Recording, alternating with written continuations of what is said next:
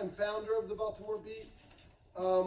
We've worked together doing journalistic stuff in various places over the years. She's worked at WJZ, the Baltimore Sun, the Baltimore City paper, and then founded the Beat and has run it twice. The first time was done with partners. We'll probably talk some about this. Who then, hold on just a second, I see you. Who then closed it down, took the funding away. So she spent the next couple of years figuring out how to rebuild the paper so that it's a nonprofit, protected from those kinds of problems, and so that it's a black-run paper that really represents what Baltimore looks like. Yes? I was going to if I can get another one. Just one more? Just one more? Yeah, you can.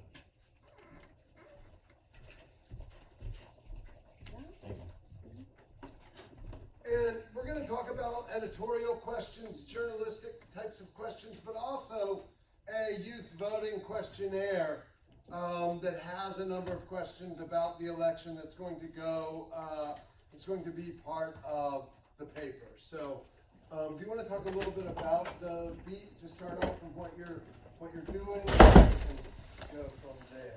You also forgot to mention that you actually came up with the name for the Baltimore Beat. Oh. I don't know if you remember that. That is, yeah. Feels like it was forever ago. It does. So my name is Lisa Snowden. I am, like Baynard said, the editor-in-chief and co-founder of Baltimore Beat. I ended up here because I always just like to read. Like, I love to read and I love to write, even, as a kid. My mother was a school teacher. She took me to the library. I would walk out of the library with like stacks of books and then like read them as soon as I could. When it came time for me to go to college or graduate, I went to community college, did just like, general, but started thinking even in community college that I wanted to focus on writing. Took some writing classes then, transferred to Towson University, fully committed to journalism. Actually, at that point, I focused on TV and film production, knowing that I didn't want to be in front of the camera, still wanted to write like behind the scenes. At Towson, they had a requirement that you had to do an internship before you graduated. So I got an internship at WBAL TV, which is here in Baltimore, actually not too far from here. They had me first. I was answering phones like on the assignment desk. I did a terrible job. So it was just like, if people called asking questions about the TV station, or if reporters were out in the field and they had questions, I was bad at that. I hung up with people all the time. Eventually, I kept showing up and they let me start coming in to help learn about how the morning show is produced, which meant me, as like a person your age, getting up at like 5 in the morning on Saturdays, like every morning, to help out with the morning show. So I started out running the teleprompter, which is kind of like the thing that the reporters read when they're, whatever they're saying on the air. Eventually, the producer for that show let me start writing, so I would get, writing meant rewriting, like stuff that we would get from the Associated Press, that just needed tweaks for like our audience here in Baltimore, or like if reporters had done larger stories during the week, sometimes we would make those into smaller little stories for those morning shows. So like rewriting stuff that had already been written, but starting to learn like the fundamentals of journalism, also learning how to write in a way that like it made sense when somebody said it out loud, which is really like, you wouldn't think that's a skill, but it is. And I've really carried that with me even now that I write for print. So that internship ended.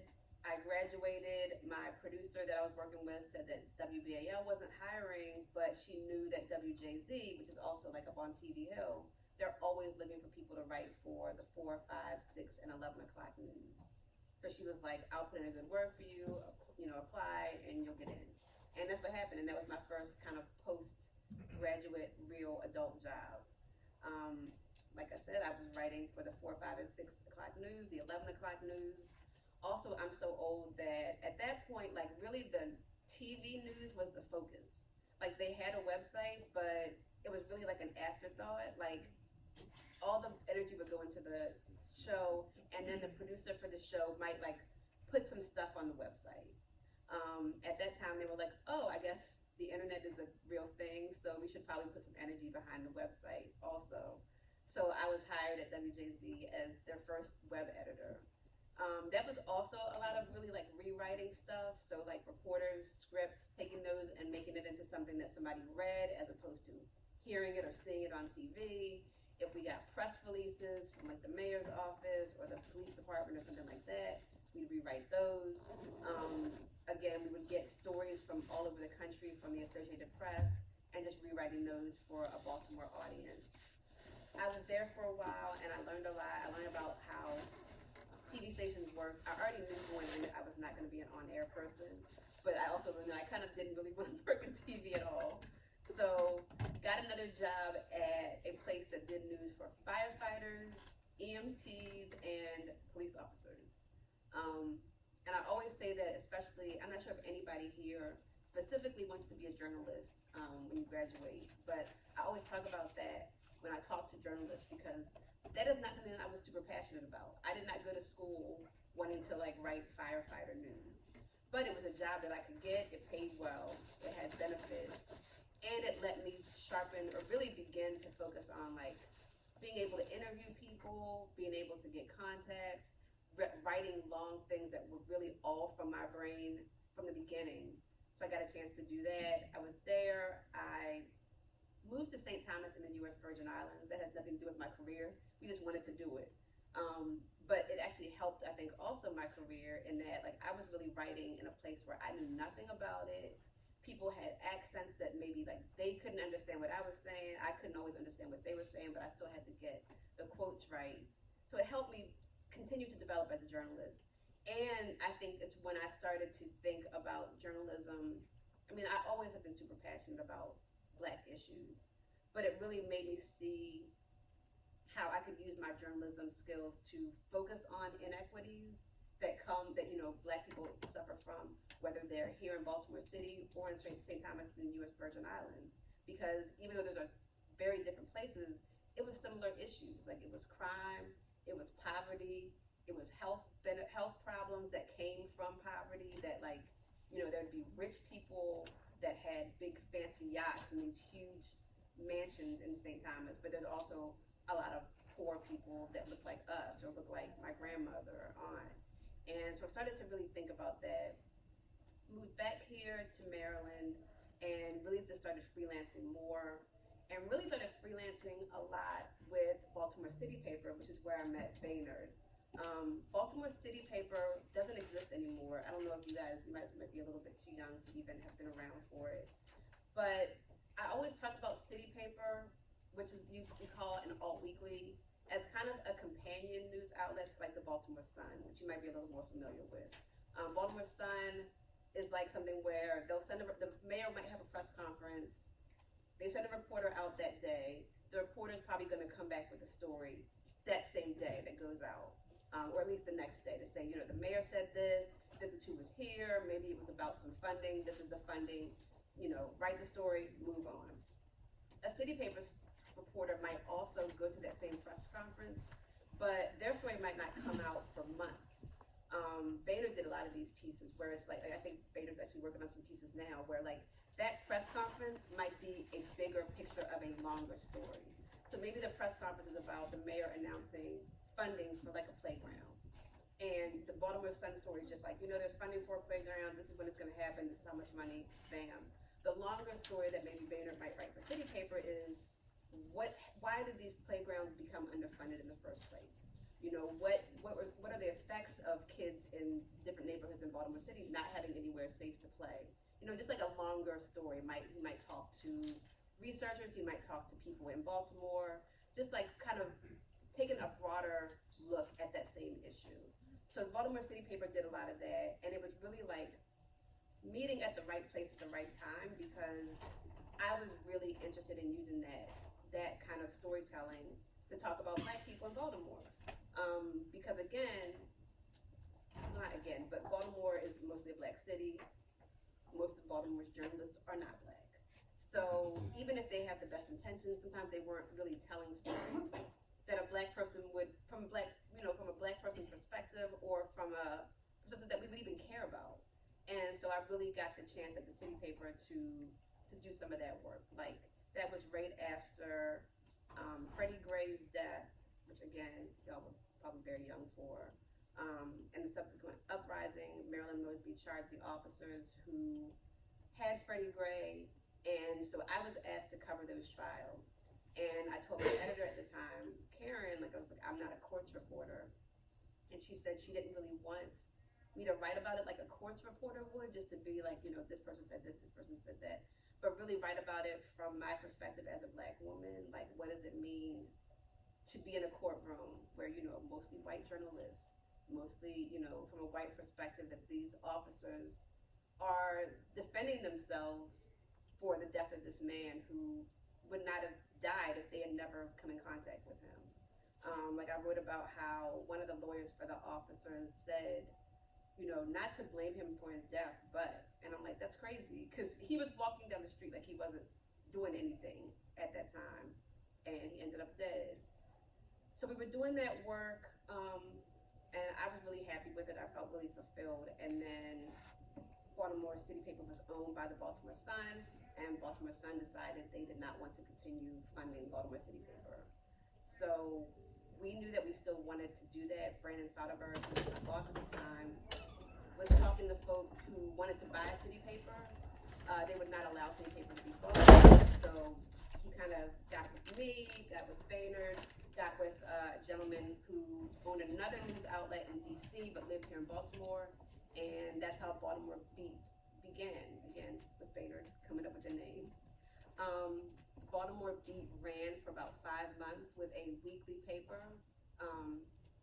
We started about a week after the last issue of Baltimore City Paper. But after 5 months, like Baynard mentioned, the publisher who was paying all of us, called and was just like, oh, sorry, we don't have any more money. Can't do this anymore. This ends like right now. We're not even having this week's issue. So I cried and was really disappointed, but also knew that this thing still needed to exist in the world, because all of the issues that I talk about, not enough Black people writing about a Black city, not enough people really being thoughtful about the way you talk about policing, that still needed to happen. Like, it wasn't happening anywhere else. So Brandon and I kind of rethought how we were going to do things, relaunched the Beat as a nonprofit. Neither of us are independently wealthy, so we said, okay, with the nonprofit, we can get donations from regular folks in the city, we can get grants. This is the thing that's now happening in journalism, where there's more people, more organizations that are funding journalism. So did that. We did it as best we could. In that timeline, Brandon and Baynard wrote a book. I got another full-time job. Life happened. But we always knew that the Baltimore Beat was still like a thing. Like, that was always going to be my baby. In 2020, a family here in Baltimore came to us and said, we have a family foundation. We have been giving out money kind of like in small grants for years, but we really want to do something big, because at this point, everybody was talking about the death of George Floyd, the pandemic was a thing, and it was affecting Black people, as everything bad in this country does, more than it affected, white folks. So they had about $1 million, and they decided to give that money to the Baltimore Beat. So that meant I could quit my job. That meant we could hire some more folks. That meant we could make a paper again. We don't give it out every week. We give it out every other week. And that's really where I am right now, kind of still building the Beat. $1 million sounds impressive. Like, I know my daughter was like, so you don't have to work anymore, right? No. It gave me a little bit of time to plan how to keep it going further. So a lot of my days right now are talking to funders, but also talking to people your age, because I want people your age to be in my paper, to write for the paper, contribute to the paper.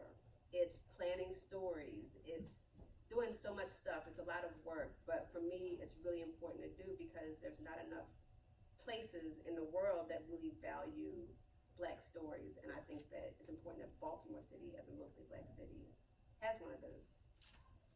Let's let y'all ask a couple questions, because there's a lot there before we then drill down and get a little bit more specific. So who's got a question? Yes. How tough was it when you found out that the paper that you were working for decided to call it Christmas? You're talking about Baltimore City Paper? Yeah. It was really, I think we were all really angry about that, but also not surprised. Like, journalism has been pretty much not been the most stable place to work pretty much all of the time that I've been, so probably like most of y'all's lifetimes. It used to really be funded through ads, like different organizations in cities or communities buying ads, and that's how people were able to pay people. That has been shrinking, and so when the Baltimore City paper used to be kind of independent, they were purchased by the Sun, and I think most people in Baltimore knew that when the Sun made that purchase, it was only a matter of time until the Sun ended it because it meant less competition for people buying ads here in Baltimore. So City Paper came out every week and was 88 pages at sort of minimum until the end, and then it started getting smaller, but a big chunk of that was classified because there wasn't really Craigslist and all of that stuff yet, and if people wanted to sell a car, misconnection, dating sites, all of that stuff happened in the back of a newspaper instead of on your phone. Which is crazy to think about. Yeah, and it took away all of the number of jobs and the rate of wages have just like plummeted in the field over the last 20 years. There are just so many, even in this city, but nationally too, so many fewer people are doing that than there used to be, which means can be a lot more corruption because having someone who's digging under what you're saying about the playgrounds keeps you a little bit more honest, and now they know fewer people are able to do it. And then also, and correct me if I'm wrong on this, this is what I was told. Like I was hired at City Paper like after Freddie Gray's death and the uprising that happened. And what I was told was that like I remember when that happened, the uprising happened, the staff, like I think that might have been you also, like they went out into the field, they covered everything they could, tried to really be genuine and accurate and real about the anger that people were feeling, the inequities that were happening. But then internally, I think Baltimore City Paper was looking at themselves and being like, there's not actually a lot of black folks that are contributing to this paper. Like while we're trying to do a good job as journalists, we're not really internally doing what we need to do. So that's why I was hired. There was another photographer, Reggie, who I think now shoots for the Phoenix Suns. He was brought on. I know that they started doing a lot more work with D. Watkins, who I know you guys already have heard from. Devin Allen, who's a photographer you may have heard of. He kind of got really well known from a shot that he took during that uprising. But like they started being more intentional about working with black journalists and black photographers. So we were really trying to wrestle with that issue that's been in journalism for years, where it really only serves white audiences. So trying to figure out how to do a better job of serving everybody. We were just starting to have those conversations, and then finding out that the paper was ending kind of like felt like that all that work was coming to an end. Great question. Any others? Anybody want to be a journalist? I think that you had a question. I was gonna say, how was your transition from your past job to the current job now? That's a great question because it really has nothing to do, like me, Lisa the writer is very different than Lisa the publisher, co-founder, editor-in-chief. Like I got into this, like I said, to write. I can't really write anymore because I don't have time and it's just a different part of my brain. Like now most of my brain is making sure that other writers get paid or other writers like are writing stories. I edit a lot of stories, but I've had to learn all this about money because I don't want it to be a thing where, we've already had a situation where we ran for 5 months and then ended. I don't want it to end again. So I have to know about budgets. I have to know about who to hire to really manage the money because I should never be in charge of managing large sums of money. I have to know how to talk to people that I want to work with me, like make sure that I'm treating them kindly, but also that I can get my stories in on time. So all of these are things that I've really learned since this part of my life, because most of my life, I really thought that I was just gonna, go to journalism school, find a place to work, like maybe at the Baltimore Sun, and that would be my job. So it's really been something that's very different now, and I really hope at some point I get to write more because I really miss it. So one reason I was really excited to have Lisa come in, and I want y'all to sort of understand, is that I remember we were talking about Socrates being executed, and a lot of what journalists do are very similar to what philosophers were doing in the fact of asking questions, but nothing you've ever read in a newspaper or anywhere for that matter that wasn't just handed to you by a friend is the first draft of it or is just by that one person. It's part of a community, and that's sort of what we're doing in this class too, is trying to become a community of asking questions. So like if I were writing a story for Lisa, we worked on a long story for the Beat together for months over about a year or so ago, and it involved me as the reporter having to go out into the world and ask hundreds of questions of different kind of people in different ways, of a woman whose son had been shot by the police, of police officers, of filling out forms asking the police for certain documents. All of this stuff that I needed to get, I would have to fill out, but there was always stuff that I was missing. You never see everything, and some of that was because of racial issues, because of me being white, and it was being a story that was dealing primarily with Black death, but also just everyone, no matter what the story.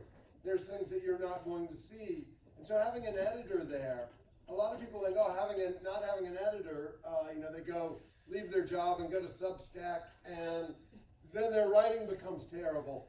Because they don't have a guardrail or they don't have a community of people asking them questions that make them go a little bit deeper, that make them see something from a different angle.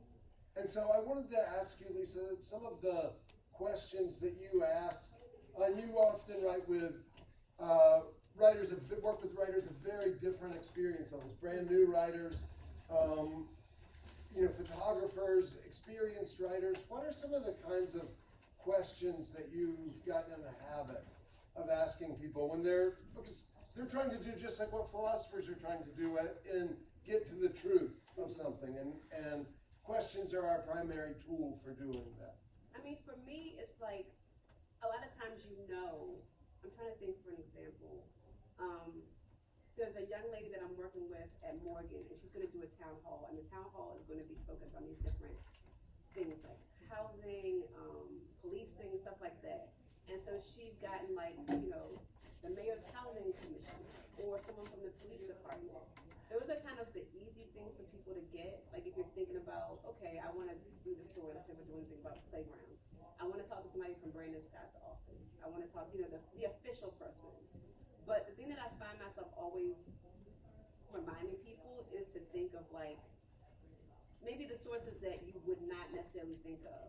So if we're talking about a policing town hall, okay, sure, you want to have the police department, sure, they're there. You want to have the mayor there, you can. But what about people that are activists? What about people who have been, had loved ones killed or harmed by police? What they have to say is just as legitimate. So if we're talking about the playground thing, have the quote from the mayor, but maybe if you live in the playground, your take is just as important as the mayor's take to put in that story. So thinking about, I think for my work is always thinking about the voices that are not there, not in the room. It's easy to get those official people, they have lots of money, they have a whole budget for communicating, but regular people are also out here and they don't have all of that stuff. And a lot of times people aren't asking them, but their opinion's valid. Yeah, so think about that, who we ask questions of determines the truth that we get, right? If you're asking the police about something, you're gonna get one version of it. If you're asking the fire department, you'll get another version. If you're asking the person who was arrested by the police or whatever, you're gonna get another version of it. And the journalist's job is to figure out how to present all of that in a way that isn't just both sides. There's been, and I feel like you're really good at pushing on questions about this, there's been a move in some journalistic outlets in order to get balance, fair and balanced. It's have someone on this side, have someone on that side, and they just say opposing things, and hey, we've done our job. Because and especially with things like climate change, that has caused real problems of just disregarding wide ranges of scientific evidence for one person on one side, and it looks like it's equally weighted with another person on another side. Or if you think about like Donald Trump, he comes out and says Haitian people are eating cats. You don't just write that's true. You don't say, oh well, he says that they're eating cats. They say that they're not. Here's the story. Like that's not. That's terrible. That is helping racism and things that can put Haitian people in a lot of danger. You say what the actual truth is, and maybe even why Donald Trump is telling this lie. How do you think you function differently than the more mainstream press, the Baltimore Sun, CNN, any of those sorts of outlets? I mean, we try to be more thoughtful because we're not just turning around those stories like, right away. That gives us some more time to think. Like, you wrote the story about the death of Donnell Rochester. That wasn't the first story about Donnell Rochester's death. Donnell Rochester, by the way, was a teenager who was shot and killed by police, I think about 2 years ago. Yeah. So by the time Baynard wrote this, there was some other accounts of this, but they kind of were just like, oh, the police said this person did this, he did that by the end. But Baynard's story was actually 2 pieces, and the first piece was just talking about who Donnell was, because there are very few stories about people, especially black people who are killed by police, that talk about who they were as people before that thing happened. Like, they were human beings. They had lives, they had people that loved them. So Baynard's first piece, which was not a short piece, was just about that. And then the follow-up piece was really like looking critically, like not just saying, well, the police said they had to shoot him because of this, but looking critically at like, were they actually supposed to be, not supposed to be, but was this within, police protocol to shoot this young man? Or, what are the things that were supposed to happen that day? What are the things that didn't happen that day? Filling in the blanks of those that maybe like from other places had already published their little piece where, police shot this and killed this teenager, he was doing this is why he died, bam, the end. So really trying to be more thoughtful. And also I think that we always need more writing in the world that humanizes black people, because there's so much writing that doesn't. So I want to say that because I know Baynard asked if any of y'all want to be journalists, and nobody raised their hand. One person. Oh, okay. Hey, yes. But even if you don't want to be a journalist, you can always be a writer or a storyteller.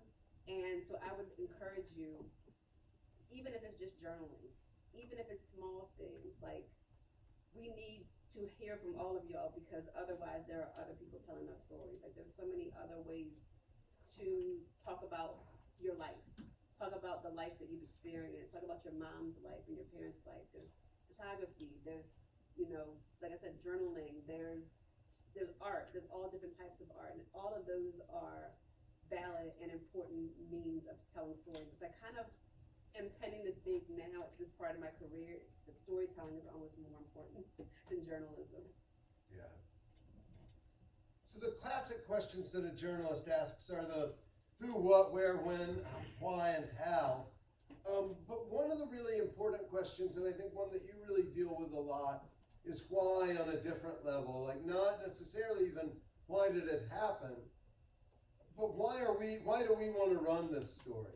And especially when you have limited space to put out. So this comes out every other week, and you're 26, is that right? How many issues? How many pages per? Like 20 pages. Yeah, 20 pages. And so you have to be really selective about what stories are going to be in the paper. How do you sort of think about that question of, one of the best questions you can be asked as a journalist is, why do you want to do this story? Because it can keep you from running a story and working real hard on a story that maybe you don't need to do. Like, why do we have to do this? Why should we have this? But what do you think about in terms of prioritizing out of all the things happening in the city, which ones make the paper every other week?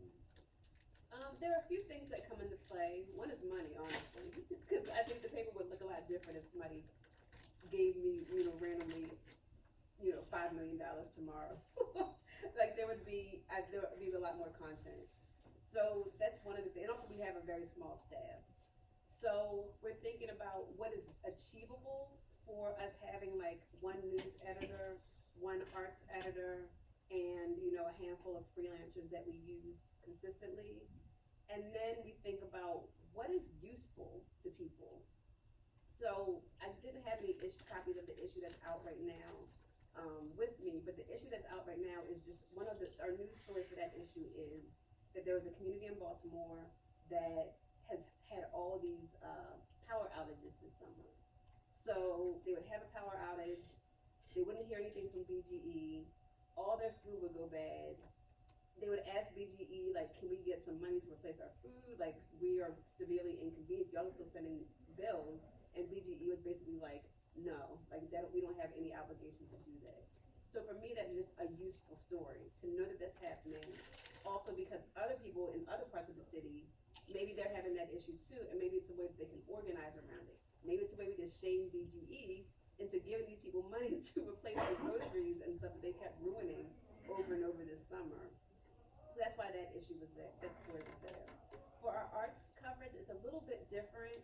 A lot of our arts coverage is really just putting shine on Black artists in the city, or shine on cultural things that happen that maybe nobody else is covering. So for this issue that you guys have is about the closure of the Crown, which again, y'all are too young, but the Crown maybe like 10 years ago was like, it was a major part, I think, of Baltimore's DIY arts community. So I was always there, Baynard was there, like it was a bar, there was, a concert venue, it was a Korean food spot, like all of this at once.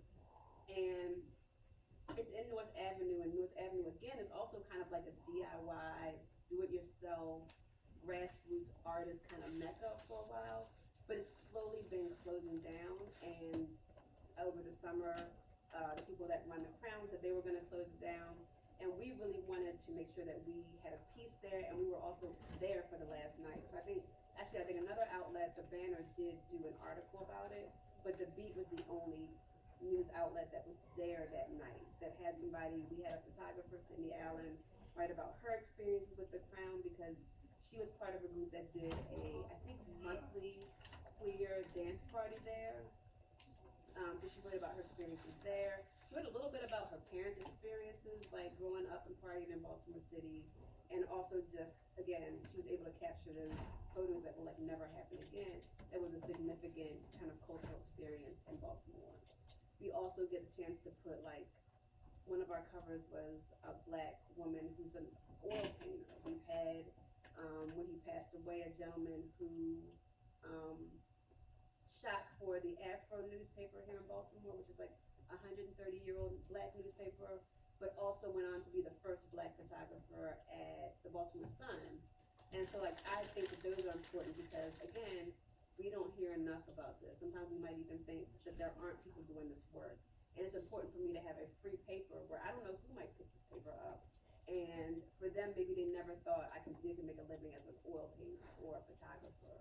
And it's important to me that they know that they can and have a good life.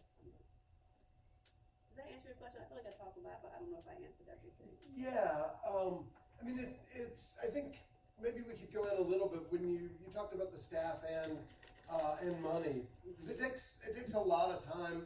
If stories take time, they take money too, which is one reason you also see fewer stories, shorter little stories and things, and then the TV news used to be based on what was in the daily papers. There were many papers. The Sun even had the Morning Sun and the Evening Sun. There's News American, there's the Afro, there was City Paper, there were numerous papers around, and TV would usually take their reporting from that and follow up on it. The less and less there is why we have more and more just opinions and fewer and less reporting, less and less questions being asked, and more questions being answered or opined on by the person that. So yeah, like the practicality. What does like if you're putting this issue out, what does it look like in terms of like a meeting and y'all are picking out what issues are like? What's a little bit of the nuts and bolts of the daily? We meet every week, and in every meeting we kind of go over the next few issues. So like the most recent issue, how that's going, and then also like the next two issues. Okay, what's going to be in that issue? Who can we assign out? What's happening that we really need to make sure that we're highlighting? For us, a big issue that's coming up in a few weeks is we did a youth voter guide this spring, and we're doing another youth voter guide this fall before the big election. So making sure that everything that needs to be in the paper is in the paper, making sure, because we're working with a group called Wide Angle Youth Media, it's young people your age that they teach how to do like graphic design, photography, other types of art. They're designing our cover, so making sure that they're good. To be quite frank, it's a mess right now, which is what sometimes happens, but I know that it has to be fixed by October, I think 18th, because it has to come out the next week. So it's just planning, a lot of planning, and making sure folks know what they're doing, and also making sure that they're set up to get paid. Because again, we work with a lot of people that are Black, brown, other marginalized identities. Journalism as a whole is terrible about paying people, but I wanted to make sure if I'm working with these people, that they are getting paid on time. So making sure that everybody's, locked in with our system that we pay people with, that they're signed out, that everybody's getting work. Those are all part of the day-to-day stuff. And I'm posting on our Instagram right now the survey, because we're going to talk about it in just a minute in some greater. And can I also go back to your why question? Yeah. When I talk about why, a lot of times it has to do with the filter of race. So, a lot of, this country was founded on chattel slavery. That's still, we see how that reflects today. Like, there's a reason why Coppin has smaller amount of money. It's a reason why a lot of what happens in the city is based on race. So for me, a lot of the time, the way that I'm approaching stories is through that. So like, if we're saying, for example, squeegee kids are a problem, and we need to get rid of this problem, I'm saying, why are poor Black children standing on the corner a threat to you? Like, why is it a problem and not, oh, let's figure out how to get them, if they want to work, because why should children even have to work? Rich kids in Roland Park aren't working. But anyway, is it a matter of getting them work? Why isn't anybody doing that? Why are we not putting protections around them so they're safe? Why are we talking about them as if they're a problem and not human beings who are children and can't really make many decisions for themselves anyway? So like, if we're talking about Freddie Gray's death, it wasn't just writing down that police apprehended this person, threw him in a van, some kind of way he sustained these injuries. He ended up dying days later. But why was it Freddie Gray? Why was it not somebody out in White Marsh? Why was it not somebody else? Like, why? What about Freddie Gray? Like, what he looked like, his background, made him and other people like him more susceptible to being harmed by coming into contact with police, that other white people don't have that same fear. Does that make sense? Do y'all remember the Freddie Gray case? Do y'all know Yeah. is that something you've heard of? And I mean, so what happened, and it was on North Avenue, it was not that many blocks from here, less than 10 blocks from here. But because it was deemed a high crime neighborhood, when he looked the police officer in the eye and then started running, that gave them the right to chase him and tackle him and throw him in the van. Because if a furtive motion partnered with a high crime area, that gives them probable cause to make a stop, or at least a Terry stop, which means they can stop you to ask you questions briefly. And that was something that then a lot of the people didn't know as much about. And so that started raising questions. And every story you see comes from someone saying, hold on, why is that like that? Or what really happened there? That doesn't make sense. They said this, but that just doesn't work. And then you start digging deeper and you ask more questions until ideally you can find out answers. Sometimes you can't, and the best you can do is say, well, what they say happened absolutely is impossible. Couldn't have happened. We don't have the subpoena power and all these things that law enforcement agencies have, so we weren't actually able to figure out exactly what happened, and maybe no one will know, but we know that this thing couldn't possibly have happened the way they said it happened, and then you have to lay out all of the reasons there. All right, so questions, and then I'm going to ask you to think of questions that you have about the city that you wonder why no one is asking or answering, why journalists aren't asking or answering. But let's so you can be thinking of that if you don't have any questions for Lisa. But let's get a couple of questions about how the paper runs and. As being a black female, I was going to ask you, did you have any challenges as being a journalist or getting to the point of being an editor-in-chief of this particular? Yes, like it constantly feels like that is a problem, and it like I think we just feel it anyway as a black woman in general, but it felt like it intensified with this iteration of the beat. So like I said, the beat existed maybe like in 2017 in one way. We did a relaunch in 2022, yeah. And then I felt more powerful at that point. I felt like I knew exactly what I wanted more. And it felt like because maybe I felt I was seen as more powerful, I have felt a lot more people not being nice to me. And I'm like, I didn't do anything to you. It does feel like there's more pushback against me becoming a black woman. And I think I also know other black women in other cities like Detroit, Mississippi. I know one group of black women who run, it's called Capital B, and so they have different newsrooms in different black cities, and it's kind of like a national thing. And they all have encountered the same thing, where it's like, there's people that will maybe talk to you a little bit more crazy, not really respect your power or your vision. And I think for all of us, though, it kind of just makes us more stubborn and more hard-headed to want to do the thing that we want to do and feel more passionate about it. Do those issues arise? I'm asking partly because I think I know the answer, but do those issues arise also when you're dealing with black politicians in the city? Oh yeah, they talk to me like I'm stupid. Like I've had so many people who have not ever written a half a word or set foot in a journalism class explain to me what journalism is. So if I'm asking like the mayor question, well, that's not really a question you should ask. Like there's a lot of talking down, I think, that happens. But I also like the space that I'm in because Baltimore does mostly have black politicians. That does not mean, it means that they also face racism, but also that doesn't mean that they should not be held accountable. And I feel like sometimes if the folks are mostly white, sometimes they're missing questions.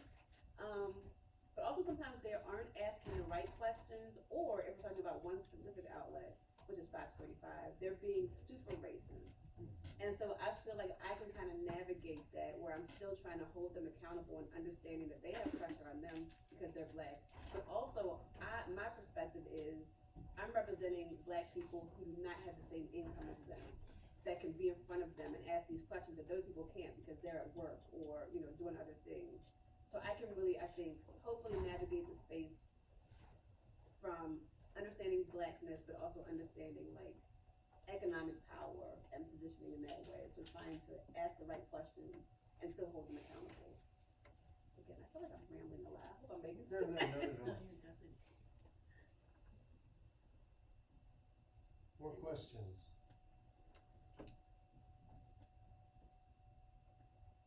Come on, y'all, this is the question fast. Did you write for News in St. Thomas? Did you write for that newspaper? Yes. Well, not the main one. I wrote for, what's it called? It's been so long now. It was an online only paper, and I think it was called the VI Times, but I might be wrong. You say ask questions about the city, like you're not. So I want to know, like, what happened to the store? They had I don't know if you remember, like they had like buses. It was more for like a corner store. Mm-hmm. And Cherry Hill, you familiar with that area? A little bit. Okay. So you can have the buses where, and that area is not no supermarkets. It's not nothing. It's only a dollar store. And it's like an island. I don't know if anybody knows Cherry Hill, but it's not. If you don't have a car or nothing, you can't really get anywhere. Mm-hmm. So we used to have these buses where as though you can get bread, milk, all that type of stuff. And the city just shut it down. Like they went to all these buses. We had probably 5 or 6 of them. And now they just there's a few stores there, but That is a great story. you know, so. So you mean buses used to would come and would have groceries and stuff on them as sort of It's a mobile? food desert. They were stationary. Oh, they were stationary. Yeah, I Yeah. don't know anything about that, but I actually would like to find out. Mm. That's a good story. I know that now they recently started, they have the Charm City Circulator, which is a free actual bus that mostly was in, I think, like central Baltimore. But they just started a route in Cherry Hill, Mm. so it's free, and I think that's one way of them trying to make it so that it's a little bit easier to like get in and out to get like produce and stuff like that. But that's not the same as having produce available readily for you. So I might actually get your information to ask about that later. I know also there was a community garden in Cherry Hill It was only Saturday. yeah, but also I think it had to end because it was like on land owned by what are those people? They also are with the Baltimore Peninsula folks and Oh, yeah, Under yeah. Armour folks. Yeah. So it was like some big developer that was like letting them have the community garden for a while, but then they were like, well, now y'all gotta get off. So now there's not that community garden, I don't think anymore. So Was that maybe in Curtis Bay rather than? maybe, Yeah, I feel like it might have been Maybe I'm Curtis wrong. Bay instead. but I know there are food access issues in Cherry Hill. Yeah, that's a great. And remind us again, how many of you grew up here and are from Baltimore? So, like, if you're from here, you have some questions that'll have some deep history, and if you're not, that's the best time to, when you first come to Baltimore, there's a potential story around every corner, because there's all kinds of stuff that you see, and you're like, oh, what is that? I don't know if you know, we're gonna actually have someone, I don't know if you know about Arabbers. But the first time you see someone coming on it's a long-held black tradition here of fruit vending from and they raise horses in the stables, and so the stable's right by my house. But first was walking by and see guys coming on these beautiful wagons with a horse. First time you see that, you go, what is that? And then you hear someone say it's Arabbers. What? That is not what the right thing. And then there's this whole, you start asking questions, and there's this whole history you can go into, and there's a million things like that. So let's get some questions that might, and then we'll talk about the questions for the questionnaire, but some questions that you have about the city that you wish someone would be answering. Also, with that question and also for other things, our email addresses are on those in those papers, like in the first. Please, if there's something that you're not seeing, especially for something like for those kind of areas like Cherry Hill, those are especially what I would like to cover. So please feel free. If you don't want to write it yourself, at least be like, y'all should be writing about this. We encourage that. Okay, there were a bunch of hands up. Okay. Yeah, and then we'll go up, Steve. I don't live in Baltimore, but my concern is, like, certain parts, you have the roads that are terrible, especially, I guess, Monument Road. It's just that, to me, I don't know, that I had a lot of incidents where my tires were being busted. I would reach out to, I guess, the city say it's the county, so it was like, well, back and forth issues, but it's like, I never see them fill holes or anything when it's, the roads are terrible here, I guess, in pretty much plain English, but I just didn't know that, I know it's all about money. Money is everything, but we pay tolls, we do all that. Most cities that have tolls, you can see where it's put to use. But when it comes to Baltimore, I don't see any of the money going back to the city. Taxes, all of that things that, as a citizen, you pay these things, and it's supposed to go within the communities. And like you say, food deserts, there's no grocery stores. Regardless of crimes, there should be something there to assist with, like, the elderly people that don't have, because I know plenty of people that have driver's license. So those are things that, I always raise a red flag to me personally. So now, since we're working on questions, put it in the form of a question. Why do they not fix the roads in Baltimore? I think actually that one of the things that I've noticed with Brandon Scott, who's the mayor right now, he's been posting regularly like a tracker. Like I think that's one of his priorities right now is fix they're like, they'll say, you know, we got this percentage fixed now. But I think that they They are, are Monument now, trying. traffic is crazy, but they are fixing Monument Road now. yeah. So I can say that it's true that they are making some effort. It's also, oh, go ahead. I mean, it's generally, it's the idea that they'll keep the center of the city much more, the roads and stuff better, and then the further east or west you get, the worse it gets. But like, I don't know if y'all saw what happened on Sunday morning. 300 block of Charles Street, right by the court, right by City Hall, the very center of the city. The street completely blew up. The manhole cover broke, it exploded into 4 pieces, flew across the city. The front of Viva's bookstores just looks like a bomb destroyed the bookstore. The books are all burnt.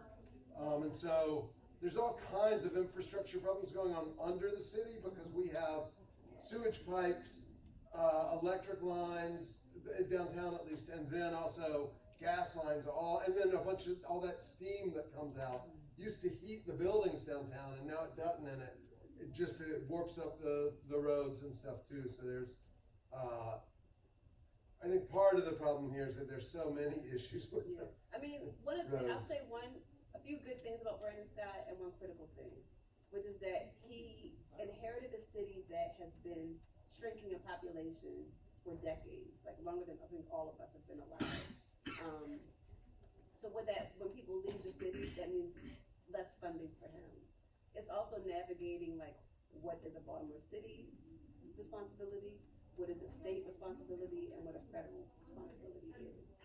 So those are the things that I know that he has to work with when he's dealing with like infrastructure stuff. I would say in my negative, but one of the things that like I think I have kind of tried to cover a lot.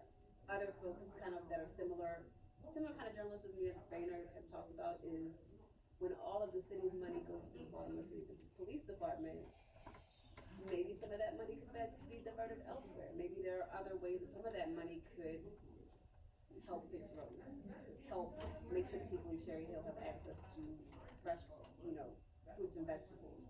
Maybe there's other ways that the money that we do have could be spent, because right now a very large chunk of the budget still goes to police. And for me, that's a big why question. And by all of the money going there, we pay more. It's a larger part of our budget than any other city in the country. So it's that's something that our police department takes more of the money from the city than anywhere else. So what about the money from what's that guy named, the I Am a Monster? Oh, the money that was stolen most of it was never found. That money wasn't recovered. That was just stolen money that is. So when they do have raids and stuff, where does that money usually go? It can't go back into the city?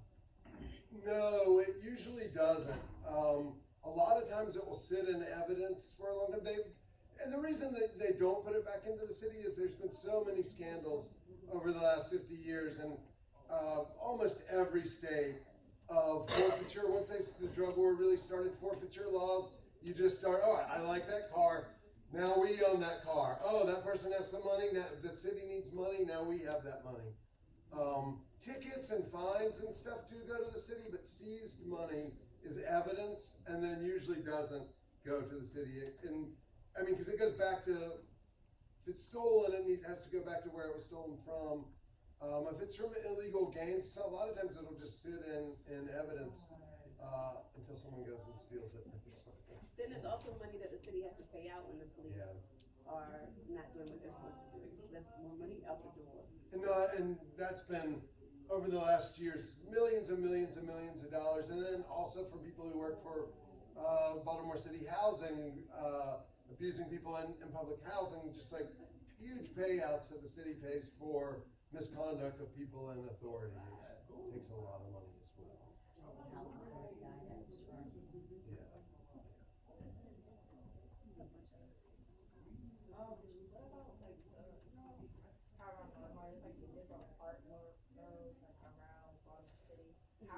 How are those like orchestrated and like organized? Like, why do they do it? I mean, I know why to make it look nicer, but like, how do they like the city itself?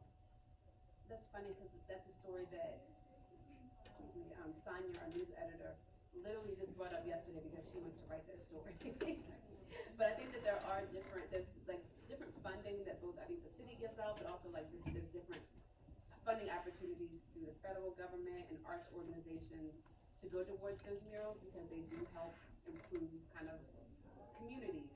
And so I know that there's money that helps those happen, and there is organization, but that's actually a story that somebody wants to write it to people. And it's sometimes, 10 years ago when they were really trying to turn Charleston North into an arts area, they funded a bunch of murals there, and a lot of people thought that was just a gentrification tool.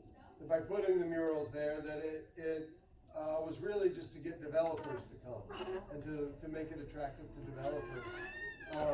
There's another story where actually one of the Beat's photographer's mother and a street artist were putting up illegal murals on the side of vacants, and they had a QR. It was the first use I've ever seen of QR codes, and they put a QR code on it, and if you scanned the QR code, it showed you all the information about the slumlord and who owned it and how much money they owed in back water bills and in back taxes and stuff like that. So there's also a lot of different reasons why people might end up doing those things. The future journalist had a question. Oh, she actually, I'm gonna ask him about the infrastructure and the food situation going on with it. I really want to do more around like food access next year, because one of the stories that I have seen popping up is Giant either taking themselves out of communities, which means that places, especially like older people, don't have easily accessible, grocery stores, or having all these rules now. Like Baltimore has already banned plastic bags, so you have to have your own bag. But Giant has recently decided, at least the one near me on near Waverly, they're saying that you can't have bags. And these are kind of like the rules that affect usually young black people. Like they're not gonna go up to like Vader probably and harass him about whether he has a bag or not, but they might harass somebody that looks like y'all. And so for me, I'm like, the Giant has so much power, big grocery stores have so much power, there's still so many people that don't have access. So I wanna figure out, one of my questions is, what is the state of food access in Baltimore right now, because there are people working to make it better, but also what are some of the hindrances to food access? We're right down by Holland's Market, and when the grocery store Super Fresh left, and then also the Holland's Market closed, so there was no grocery store anywhere in the neighborhood. And recently, Jumbo Fresh just moved there, and they're doing the same thing.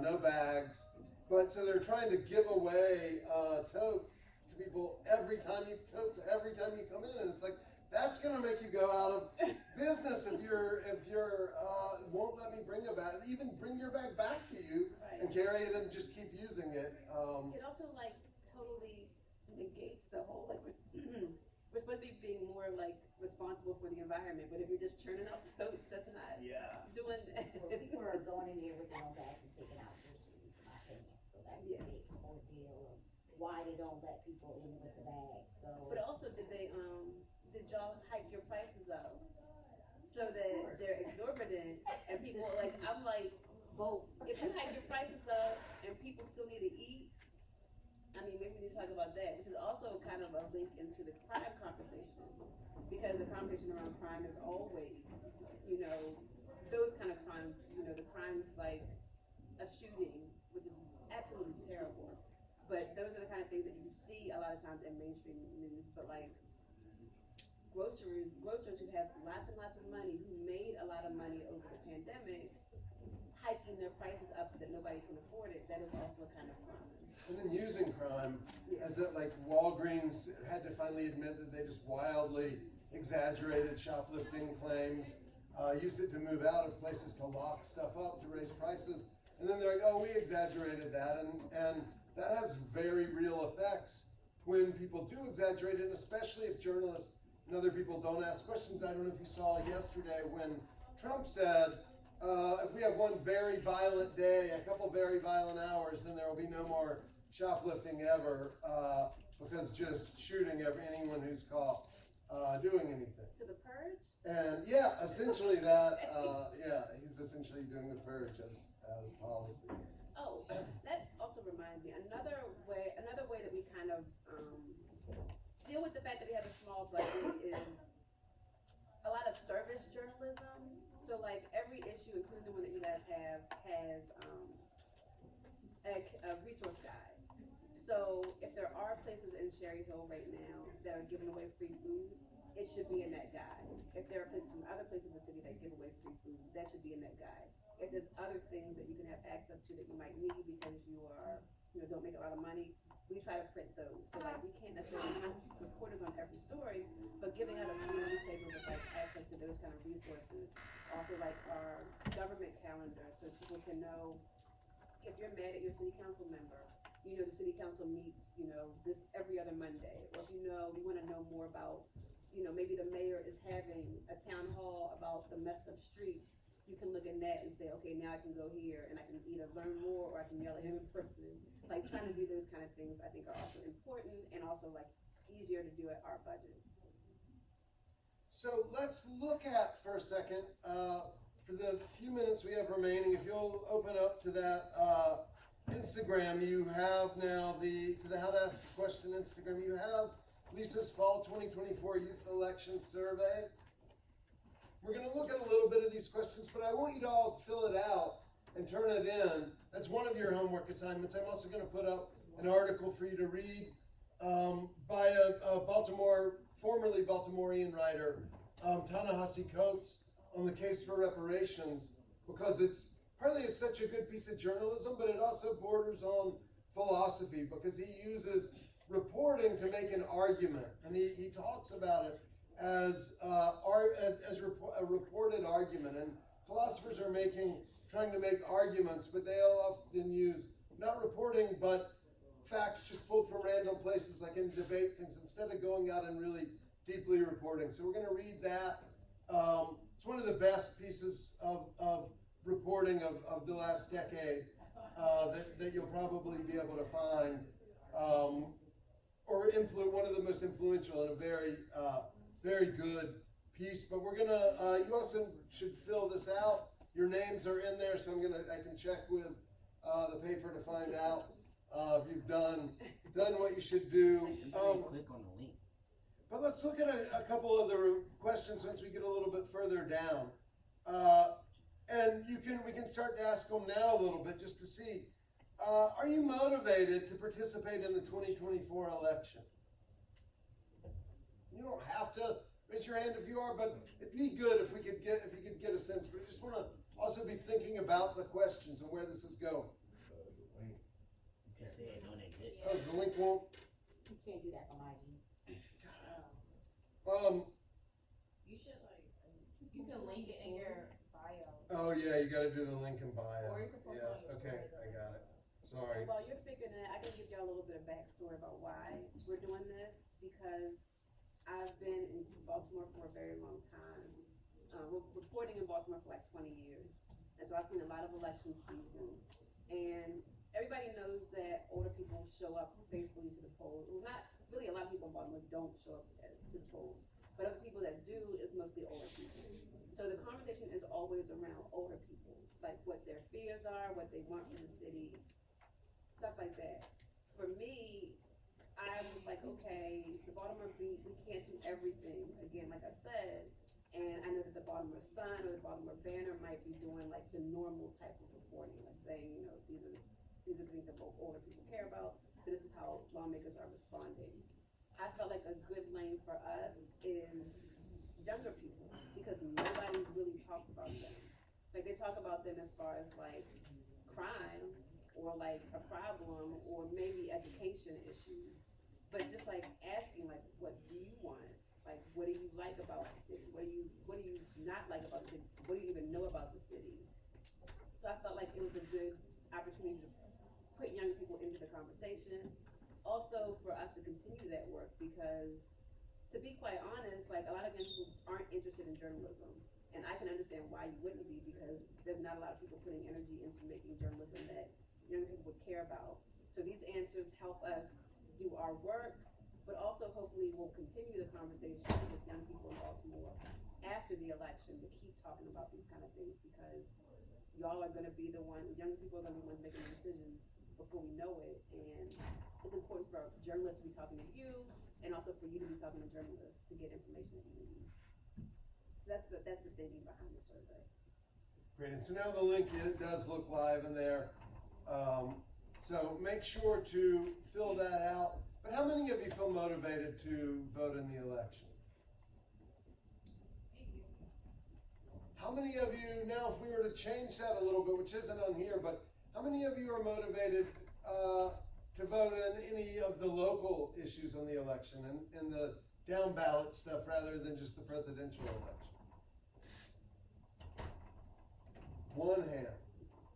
And that's tricky in the city because so many of most of the elections for positions happen in April or May in the primary, because it really is such a democratic city but there are very important ballot issues on the, like shrinking the size of city council, which would limit representation for each person. So there are important issues there as well. And another thing, because again, a lot of my work is figuring out what I can do now and hopefully planning for what I could do in the future, because next election season, I really want to do more work around judges, because that's something for me, I've been voting for a long time. Honestly, that's what I get to the judges part, and I'm like, I don't know who any of these people are. There's not really a lot of reporting about who judges are, but judges have a lot of power, over people in regular court, but also young people in court. And if you talk to folks that are in courtrooms, like there's a group called Baltimore Court Watch, judges can make very decisions based on whatever and have detrimental effects on the lives of people, because they'll say, somebody might say, can I wait out my trial at home because I have these health issues? And judges will say, well, you shouldn't have those health issues. You gotta go sit in central booking or whatever until your trial. And those can have really, deadly effects on people. So it's important that we know more about judges. And that's for me something on my to-do list in the future. Absolutely. And a lot of these questions come down to talking about local issues. What do you think the responsibility of journalists are in holding your politicians accountable?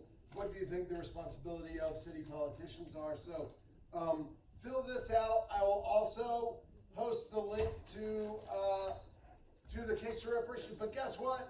I got the blackboard this morning. So if you have outstanding work you need to turn in, you can turn it in. It should be linked to you as one of your classes now on Blackboard.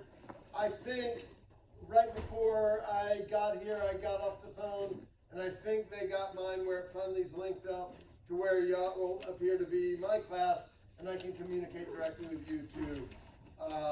I really appreciate your patience over this. You all get a lot of grace on any of the assignments that have been done previously to now, because it really is something that you deserve better than a janky Instagram account for doing this, but it's the best I could do at the moment. So, and given the situation that is happening, but it's all cleared up now. So, make sure to send me that if you have anything that's outstanding. There's also still the Gmail, how to ask a question at Gmail if you, how to ask a question 1 at Gmail if you need to deal with that. Attendance for today.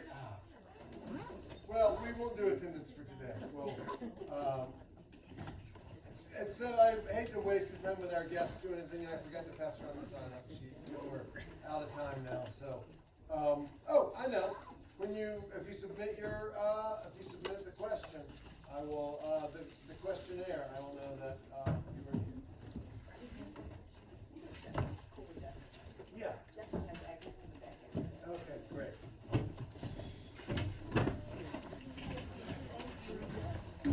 Hey, Bill, let's give a hand before you get out of here. Keep an eye out for the white boxes for the beat on the street. Keep an eye out for them. Oh, excellent.